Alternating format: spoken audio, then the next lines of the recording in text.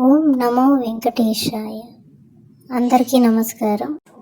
ఈ వీడియో ఉంది తిరుమల తిరుపతిలో టీడీపీ ఈ నిర్ణయం తీసుకుంది. వైకుంఠ ఏకాదశి ఉత్సవాలకు భూ వైకుంఠం తిరుమల రెడీ అవుతోంది. డిసెంబర్ 30 నుంచి జనవరి 8 వరకు వైకుంఠ ద్వార దర్శనాలను 10 రోజుల పాటు భక్తులకు అందుబాటులో ఉండేలా ఏర్పాట్లు చేస్తోంది. సామాన్య భక్తులకు పెద్దపీట వేసి వైకుంఠ దర్శనాలు కల్పించేలా టీటీడీ చర్యలు తీసుకుంటోంది. ఇందుకోసం మొదటి 3 రోజులకు ఎలక్ట్రానిక్ డిప్ ద్వారా దర్శన టోకెన్లు జారీ చేయబోతోంది. చివరి 7 రోజుల్లో వైకుంఠం క్యూ కాంప్లెక్స్ 2 ద్వారా సర్వదర్శనాలకు ఏర్పాట్లు చేస్తారు. 27 నుంచి డిసెంబర్ 1వ తేదీ వరకు వైకుంఠ దర్శనాల ఎలక్ట్రానిక్ డిప్ నమోదు అవకాశం కల్పిస్తున్నారు. టీటీడీ వెబ్సైట్ tpdevastanams.ap.gov.in లో, మొబైల్ యాప్ వాట్సాప్ లో, ఏపీ గవర్నమెంట్ వెబ్సైట్ టీటీడీ ఆలయ విభాగంలో ఎలక్ట్రానిక్ డిప్ కు వివరాలు నమోదు చేసుకోవాల్సి ఉంటుంది. డిసెంబర్ 2వ తేదీ మధ్యాహ్నం 2 గంటలకు ఆన్లైన్ లో టికెట్లు జారీ చేయాలని నిర్ణయించింది. భక్తులకు ఎటువంటి టోకెన్ లేకుండా సర్వదర్శనానికి అనుమతించబోతోంది. సామాన్య భక్తులకు పెద్దపీట వేస్తూ ఆ 10 రోజుల ప్రత్యేక దర్శనాలు, ఆర్జిత సేవలన్నింటినీ రద్దు చేసింది టీటీడీ. భక్తుల కోసం ప్రత్యేక మార్గదర్శకాలను విడుదల చేసింది.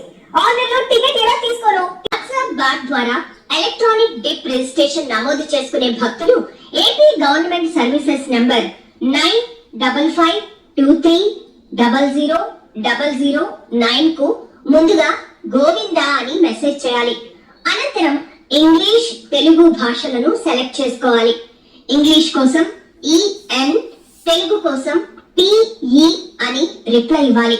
ఎంచుకున్న భాషలో సర్వీసెస్ విండో కనిపించిన తర్వాత టీటీడీ టెంపుల్ సర్వీసెస్ ను ఎంపిక చేసుకోవాలి.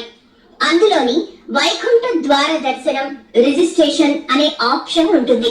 ఇక్కడ ఇంగ్లీష్, తెలుగు, తమిళం, కన్నడ, హిందీ భాషలను ఎంపిక చేసుకొని కన్ఫర్మ్ చేయాల్సి ఉంటుంది.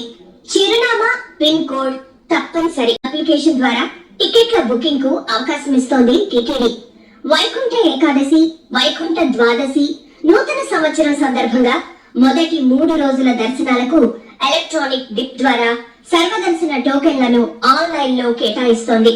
కుటుంబ సభ్యులందరికీ అందుబాటులో ఉండేలా 1+ విధానంలో టోకెన్లు జారీ చేయనున్నారు. డిసెంబర్ 30, 31, జనవరి 1వ తేదీల్లో దర్శనం కావాల్సిన రోజులను 3 రోజులను ప్రయారిటీగా ఎంపిక చేసుకోవచ్చు. తర్వాత భక్తుల ఆధార్ కార్డులో ఉన్న విధంగా పేరు, వయస్సు, లింగం, ఆధార్ నెంబర్ ఇలాగా నమోదు చేసుకోండి. ఈ వీడియో నచ్చినట్లయితే లైక్ చేయండి, షేర్ చేయండి, సబ్స్క్రైబ్ చేసుకోండి. గోవిందా గోవిందా.